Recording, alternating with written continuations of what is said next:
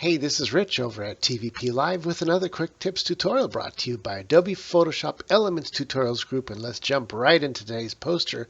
Wanted to know how to fix the corners up here. As you can see, as I'm zooming in, they look like they've been chewed up by little mice. And that sometimes happens when you have different layers going on here that you don't know which layer is connected to what. Unfortunately, your photo on the page is only giving us one layer, so I can't tell you how it got there to begin with, but I can tell you how to fix it, and it's actually a pretty simple fix.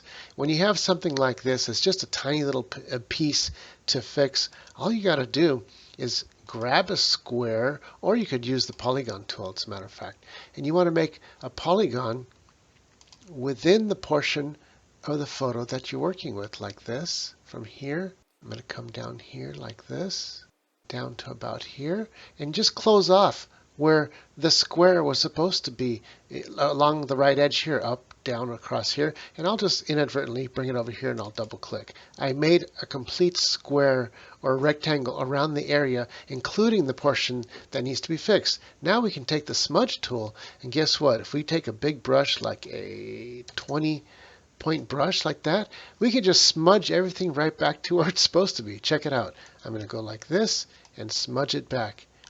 And look at that. It recreates what wasn't there. And that's pretty much all there is to it. Let's go ahead and deselect the portion, and there we go. It's been fixed. Now we can do that to the other side. This time I'll use a square box. So I'm going to zoom in and make sure that I get right on the same edge. If it's a little bit off, it's okay, because you can always fix it afterwards. And I'm going to come down here like this, and now I got that little area. See, it's too tall up there, but it's okay. We can fix that afterwards.